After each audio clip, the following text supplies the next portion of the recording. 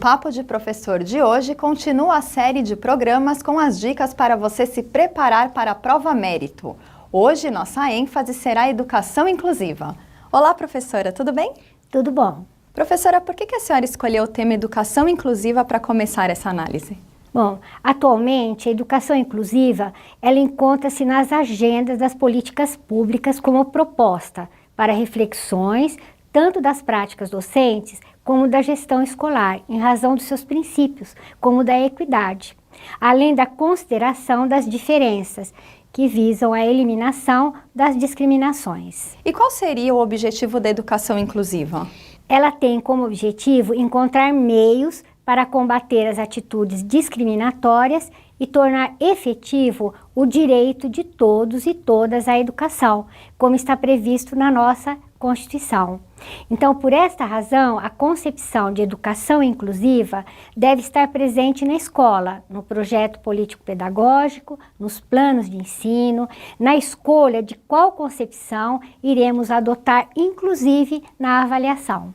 E pelo que eu estou vendo, nós vamos começar com o documento publicado pelo Ministério da Educação e Cultura em 2008, que é Política Nacional de Educação Especial na Perspectiva da Educação Inclusiva? É esse mesmo, porque ele está afinado com a Constituição, com o Estatuto da Criança e do Adolescente e com todos os documentos internacionais que o Brasil assinou a respeito do assunto. Além disso, ele norteia as leis, resoluções, decretos, inclusive os do nosso Estado. O documento indica os rumos que as ações educacionais devem seguir para a implantação da educação inclusiva nas escolas brasileiras. Ela norteia não só os profissionais da educação, mas toda a sociedade.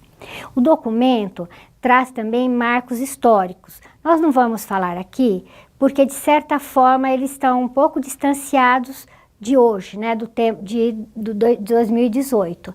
Mas quem estiver interessado, eu acho importante, pegue a legislação, mas complete com os atuais documentos. Então isso quer dizer que o documento está ultrapassado? Não, nas suas concepções ele não está ultrapassado, mas os dados estatísticos é claro que estão, porque ele é de 2008 e nós estamos em 2018.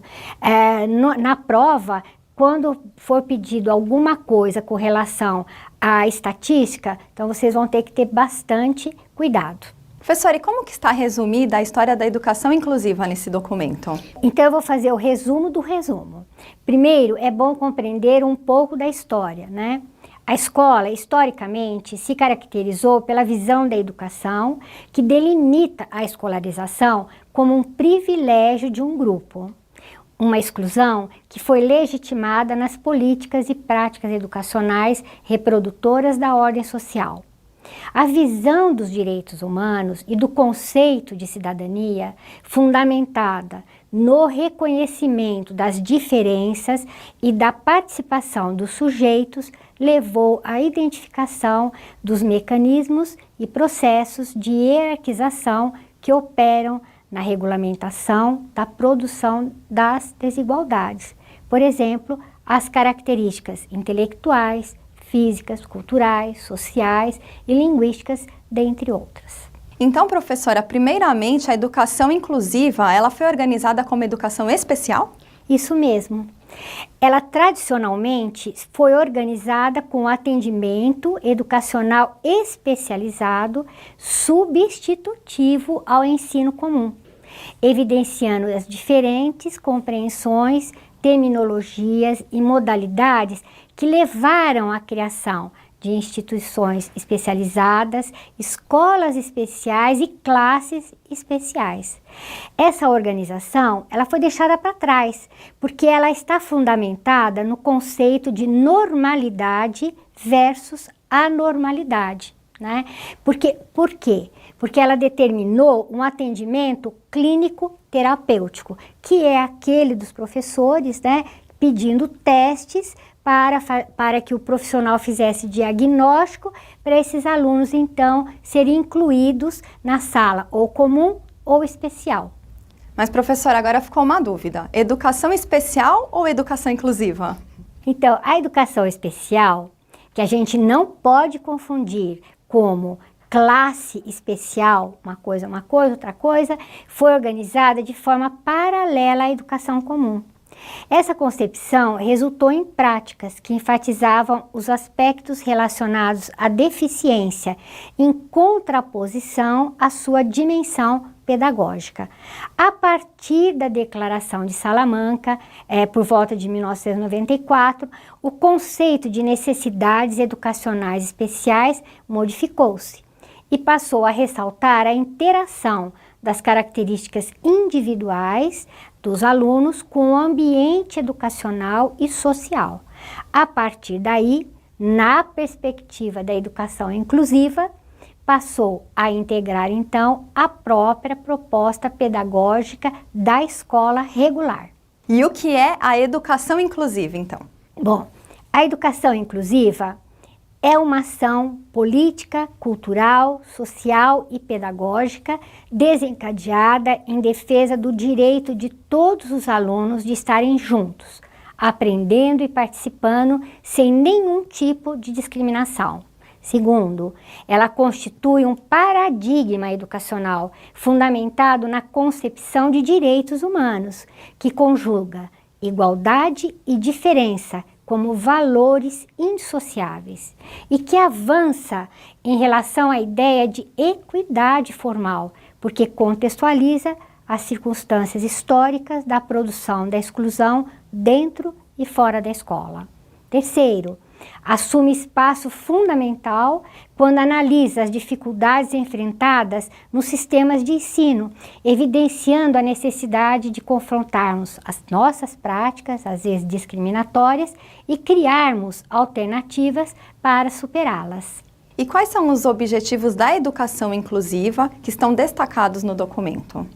Eles são, o acesso e participação do público-alvo na educação regular, garantindo alguns aspectos. A transversalidade da educação especial, desde a educação infantil até a educação superior. Outro, o atendimento educacional especializado. Ainda, a continuidade da escolarização nos níveis mais elevados de ensino.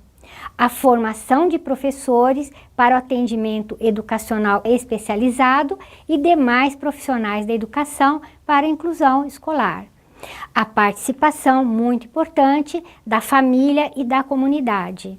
A acessibilidade urbanística, arquitetônica, nos mobiliários e equipamentos, nos transportes, na comunicação e informação. E, por fim, a articulação intersetorial na implementação das políticas públicas. Perceberam como que é importante, quando o documento ressalta a participação da família e da comunidade e a articulação intersetorial, ou seja, a parceria com outras secretarias, como a da saúde, por exemplo.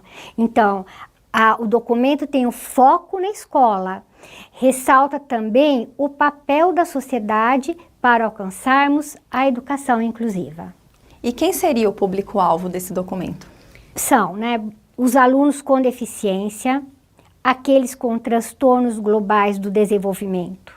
O documento é de 2008, a nomenclatura mudou atualmente. A denominação correta é alunos com transtorno do espectro do autismo ou autista, que é o famoso TEA. E ainda, aqueles com altas habilidades e ou superdotação. Mas veja bem, a educação especial ou inclusiva nos direciona a selecionar ações para o atendimento às especificidades de todos esses alunos no processo educacional e no âmbito de uma atuação mais ampla na escola. E indica ainda a necessidade da organização de redes de apoio, da formação continuada, do desenvolvimento de práticas colaborativas e da identificação de recursos e serviços. E professora, eu tomei a liberdade de retirar um trecho do documento que eu acho que é importante a gente ressaltar. A educação especial é uma modalidade de ensino que perpassa todos os níveis, etapas e modalidades. Realiza o atendimento educacional especializado, disponibiliza os recursos e serviços e orienta quanto à sua utilização no processo de ensino e aprendizagem nas turmas comuns do ensino regular. É isso? É isso. O atendimento especializado tem como função identificar, elaborar e organizar recursos pedagógicos e de acessibilidade que eliminem as barreiras para a plena participação dos alunos, considerando suas necessidades específicas. Por exemplo, o uso do braille, né, ou de libras na sala de aula. Professor, e outro termo que aparece bastante no documento é tecnologia assistiva. O que é isso? É um termo usado para identificar todo o arsenal de recursos e serviços que contribuem para proporcionar e ampliar as habilidades funcionais das pessoas com deficiência e, consequentemente, promover a independência na inclusão. E qual é a proposta de avaliação do documento? A avaliação pedagógica é entendida como um processo dinâmico, porque considera o conhecimento prévio, o nível atual de desenvolvimento do aluno e as possibilidades de aprendizagem futura. Portanto, ela deve ser uma ação pedagógica, processual e formativa, que analisa o desempenho do aluno em relação ao seu progresso individual, prevalecendo na avaliação os aspectos qualitativos que indiquem as intervenções pedagógicas do professor. Então, para dar conta de todo esse processo de avaliação, o professor deve criar estratégias considerando que alguns alunos podem precisar ter o seu tempo ampliado para a realização dos trabalhos. Professor, e quais são as responsabilidades dos sistemas de ensino? Então vamos lá, né? Primeiro, já aviso, hein? Controle as críticas. Estudar para o concurso, seja ele qual for, significa mergulhar na visão daqueles que irão formular as questões da prova.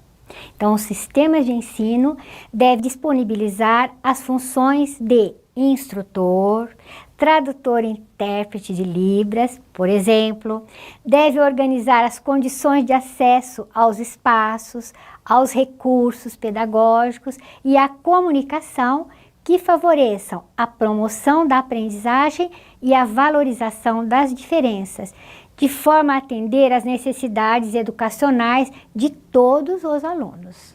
E quais são as responsabilidades do professor? Com base na sua formação inicial e continuada, são exigidos conhecimentos gerais para o exercício da docência e conhecimentos também específicos da área. Agora, para assegurar a intersetorialidade na implementação das políticas públicas, a formação deve contemplar conhecimentos de gestão de sistema educacional inclusiva, tendo em vista o desenvolvimento de projetos em parceria com outras áreas, visando a acessibilidade arquitetônica, aos atendimentos de saúde, a promoção de ações de assistência social, trabalho e justiça. Muito obrigada, professora. Obrigada a você, Vivian. Gostaram? No próximo vídeo, a professora Maria Cláudia vai analisar o texto de Rosita Edler Carvalho.